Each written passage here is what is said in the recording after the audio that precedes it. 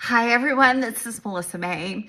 I just wanted to come on and do a quick dream video that I had a dream last night, and it was about the mark of the beast. So I'm going to go ahead and get into that. So I had a dream that my husband and I, we were kind of at some big event. I don't know if it was like a concert or it felt like it was at a concert. So it was, you know, kind of like it was being held in a big sports arena. And so when we drove into the parking lot, I remembered seeing like a ton of cars, just a lot of cars there. So when the event was done, something had taken place in the world. A change had been made to where you could not come and go freely, because you needed something in the hand to be able to come and go freely and travel. So this gentleman had come and got my husband and I, and he had taken us up to the room. And so I can remember my husband saying to this gentleman, he's like, well, you know, how long is this going to take?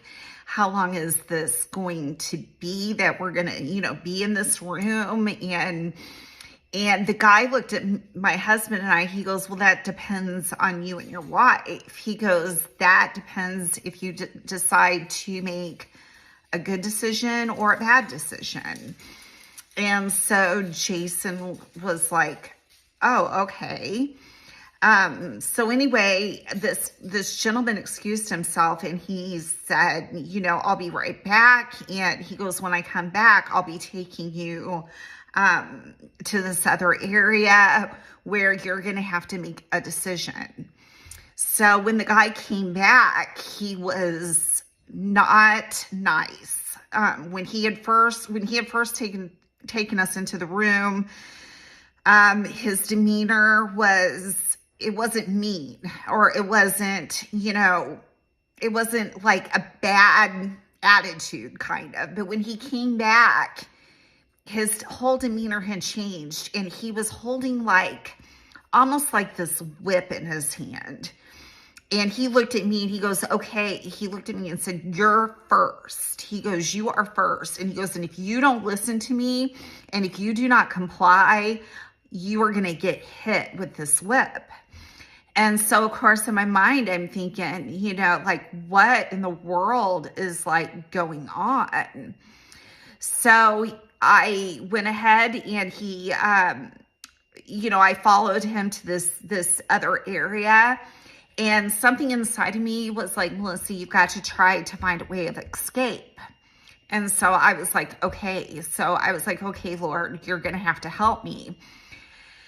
And so this guy had left me momentarily, and I found like a way of escape. And I started going down these stairs to try to get on the outside of this building, this arena that we were in. And I started going down the stairs, and all of a sudden the Lord said, Melissa, you need to stop. And he goes, go back up this, like 3 steps, go back up 3 steps. So I was like, yes, Lord. And so just as I had gone up 3 steps, the Lord was like instructing me, you must be very quiet. And so I did. Well, as I was doing that, a security guard walked in through the door that I was actually going to go out of, but the Lord had stopped me and gave me instructions to go back up 3 steps and then to be quiet. And so he came in, and of course I was way above his like field of vision, and the security guard almost looked like he had a lot on his mind. He wasn't looking up the stairs. He was only like focused on whatever his mind was on. And the security guard actually had to, he walked over to like a desk area with like a computer sat, and then I could hear in his mind where he was like, I really have to go to the restroom. So he went to there was like a door right there where the restrooms were, and he walked in the door, and then that was when the Lord said, okay, Melissa, go out the door. So I exited out the door, made the escape, and I was headed over to this area where, I don't know, there was just, some people were gathered outside.